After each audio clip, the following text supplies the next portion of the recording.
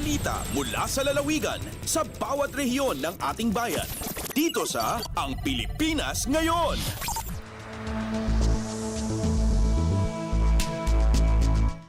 Dumako na tayo sa ating regional news. Unahin natin ang mga balita mula sa rehiyon ng Luzon.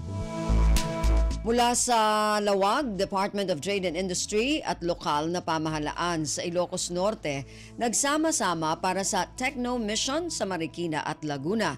Ang detalye ng balitang ito mula kay Rani Dorilag.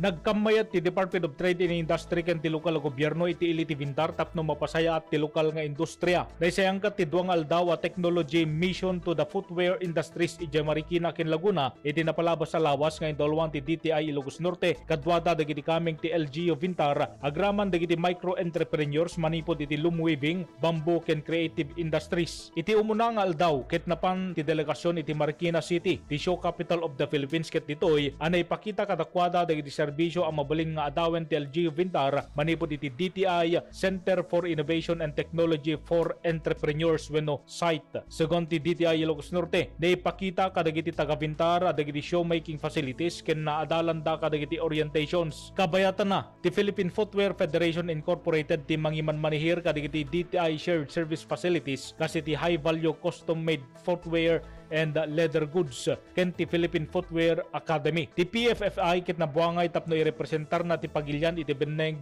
ti footwear industry. Idinto ti Philippine Footwear Academy ken may konsiderar a kauna na footwear school iti Southeast Asian region. Iti may kadwangal daw nagturong ti delegasyon iti Liliw Laguna ket nagpatang ti mayor ti Vintar ken ti mayor ti Liliw Laguna para ti kolaborasyon ken trigagay amadaan ti showmaking industry iti Vintar Ilocos Norte wenno maawagan to iti show capital of the North. Mula Radyo Pilipinas Lawag, Rani Dorilag para sa Radyo Pilipinas World Service.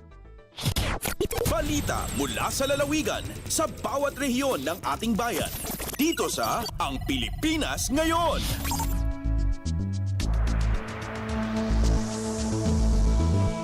Maraming salamat, Rani, yan ang ulat mula sa Lawag.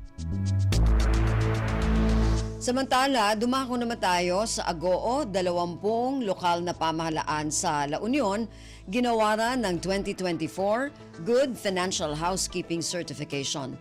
Ang detalye ng balitang ito mula kay Albert Kawile.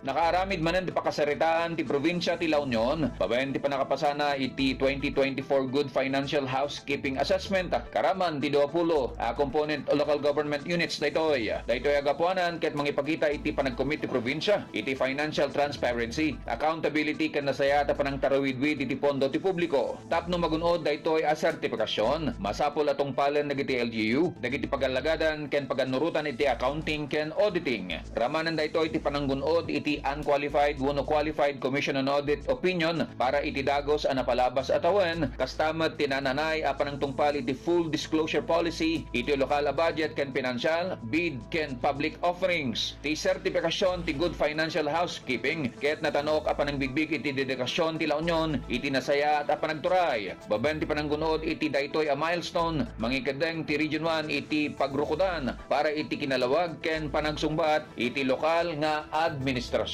Manipod RP Ago, Albert Kawile para iti Radyo Pilipinas World Service. Balita mula sa lalawigan sa bawat rehiyon ng ating bayan. Dito sa Ang Pilipinas Ngayon. Maraming salamat, Albert. Yan ang ulat mula sa Agoo at kabuuan na ulat mula sa rehiyon ng Luzon. Samantala, dumako naman tayo sa rehiyon ng Kabisayaan mula sa Morongan. Department of Agriculture naglaan ng mahigit 118 milyong pisong pondo para sa patuloy na implementasyon ng SAAD Phase 2 sa Rehiyon 8. Ang detalye ng balitang ito mula kay Dayan Camplon. At a Special Area for Agricultural Development or SAD program, ang Department of Agriculture 8, in padayon nga ginimplementar karayon 8 hapag papatuman. Hin mga programa may panuyo pagkabot hantumong may kalabutan ha poverty reduction, food security nga empowerment ha mga parag-uma, tikang padton tuig 2017. Kasumpay hini hapag papadayon han mga programa, ang ahensya naglaanhin pondo para mapatuman ng mga aktibidad, ha ilarumhan programa yan ang tuig 2025. Dinan pondo nga nakalaan na abot sobra 118 million pesos para hanapat hini nga components. Ano social preparation, food production and livelihood or FPL, marketing assistance and enterprise development or MAED, ngan program management office or PMO. Hapag kaya naada na ha social preparation stage ang Department of Agriculture 8, hapag papatuman hansa ad phase 2. Tikang diniha syudadhan Borongan, Dayan Camplona para Radyo Pilipinas World Service. Balita mula sa lalawigan sa bawat rehiyon ng ating bayan. Dito sa Ang Pilipinas Ngayon. Maraming salamat, Dayan, yan na ulat mula sa Borongan. Samantala, dumako naman tayo sa Sogod. Ang Assistance to Individuals in Crisis Situation o AICS payout sa District 2 ng Southern Leyte ibinalik na. Ang detalye ng balitang ito mula kay Gemma Destriza. Mikabat sa 9,000 ka mga beneficiaries sa assistance to individuals in crisis situation kod AX ang nakadawat sa ayuda gikan sa gobyernong Marcos. Mao kinanasayran gikan sa mga kawani sa DSWD kinsa mo'y nagpahigayon sa pang-apod-apod sa mga payout. Ang nasoing pundo na hiabot sa District 2 gikan sa atong gobyerno sa pagpaningkamot usab ni Congressman Kukuya. Sumapa sa mga kawani sa DSWD pinakaubos nga dadawat sa sub-beneficiaryo tag 2,000 pesos ang kantidad. Samtang lain usab nga mga payout ang ipahigayon sa mga LGU sa ingon man sa tingog party list sa sunod adlaw dinhi sa District 2 sa lalawigan sa Southern Leyte. Kahinumduman nga nagasunod-sunod na karon ang mga payout nga gikan sa atong gobyerno sa mga nagkalain-lain nga sektor sa Katilingban.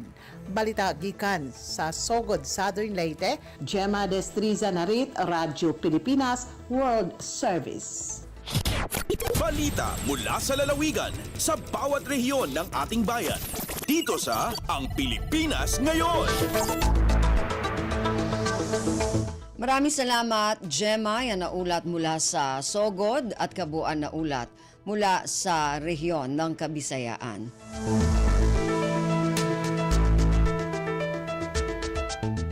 Samantala, dumako naman tayo sa rehiyon ng Mindanao.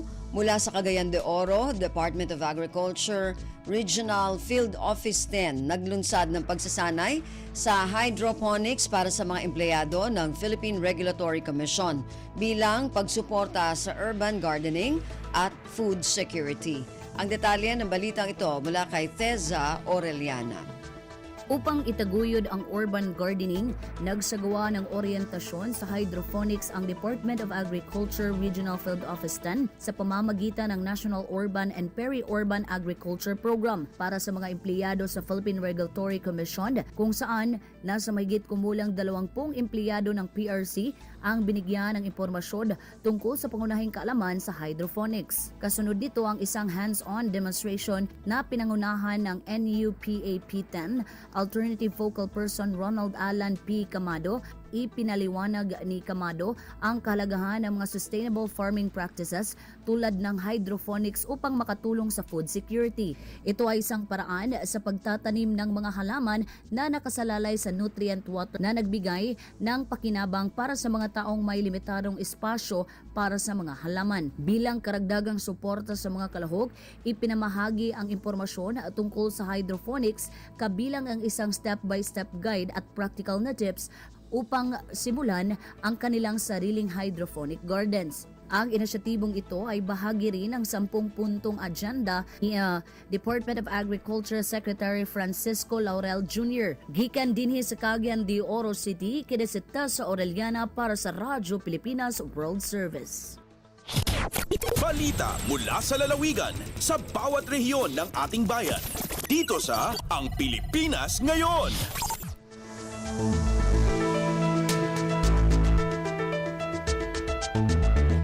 Maraming salamat, Teza. Yan ang ulat mula sa Cagayan de Oro. Samantala, dumako naman tayo sa Zamboanga. Lungsod ng Dapitan, Zamboanga del Norte, patuloy ang paghahatid ng serbisyo sa mga residente sa pamamagitan ng serbisyo bilis sa barangay program. Ang detalye ng balitang ito mula kay Bless Eboyan. Nagpadayon ng kagamanan lokal sa lungsod sa Dapitan, Zamboanga del Norte sa paghatod og libreng serbisyo sa nagkalain-laing barangay pinaagi sa serbisyo bilis sa barangay o SBB program. Adunay 162 ka mga individual ang nakapahimulo sa libreng medical consultation ug nakadawat usab kini og libre nga tambal ug bitamina. 22 usab ka mga residente ang miagi sa libreng dental services samtang 37 ang benepisyaryo sa libreng tuli nga gipanguluhan sa City Health Office o CHO. 406 ka mga pamilya ang nahatagan og tig 5 ka kilo nga bugas ilalom sa buhatan sa City Social Welfare and Development Office o CSWDO. Gawas pa niini ang Civil Registrar Office mitabang alang sa late registration sa pipila ka mga residente ug ang City Agriculture Office naghatag og ayuda sa mga mag-uuma. Pipila lamang kini sa mga serbisyong gipahinungod ilalom sa SBB program ug sa mga umaabot nga adlaw magpadayon kini sa uban pang mga barangay. Gikan diri sa Radyo Pilipinas Zamboanga, kini si Bless Iboyan para sa Radyo Pilipinas World Service. Balita mula sa lalawigan sa bawat rehiyon ng ating bayan. Dito sa Ang Pilipinas Ngayon. Maraming salamat, Bless. Yan ang ulat mula sa Zamboanga. Samantala, dumako naman tayo sa Iligan. Iligan City, nakiisa sa modipikasyon ng oras sa trabaho ng mga empleyadong Muslim bilang pakikiisa sa paggunita ng Ramadan. Ang detalye ng balitang ito mula kay Alwidad Bashir. Ang Iligan City may duyog sa pag-usab sa oras sa trabaho sa mga empleyadong Muslim ato sa ilang pagpuasa sa tibok buwan sa Ramadan. Kini subay sa gipagawas nga opisyal nga memorandum gikan sa National Commission on Muslim Filipinos kon NCMF sa pagbag-o sa oras sa trabaho sa atong mga kaigsuunang Muslim Filipino gikan sa alas 8 sa buntag hangtod sa alas 5 sa hapon. Gihimo kini sa alas 7:30 sa buntag hangtod sa alas 3:30 sa hapon. Nalipay ang gidaghanon sa mga Muslim Filipino nga nagpuyo sa dakbayan sa Iligan sa nasamkit nga kausaban sa ilang oras sa trabaho. Giingon dako kini og tabang sa pagpapagaan sa ilang pagpuasa tungod kay sayo sila makauli gikan sa trabaho. Ang nasamkit nga memorandum nakaangkla usab sa Civil Service Resolution No. 811277 nga naghatag og flexible work arrangement o FWA sa atong mga kaigsuunang Muslim sa tibok nasod. Mula sa RP1 Iligan, Alwidad Bashir para sa Radyo Pilipinas World Service. Balita mula sa lalawigan sa bawat rehiyon ng ating bayan. Dito sa Ang Pilipinas Ngayon.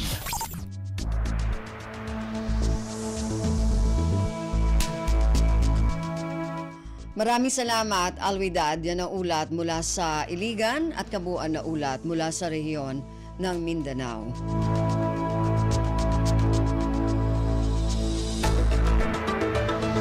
Narinig po ninyo ating regional news para sa araw na ito, kalipunan ng mga balita mula sa iba't ibang rehiyon at lalawigan dito sa Pilipinas.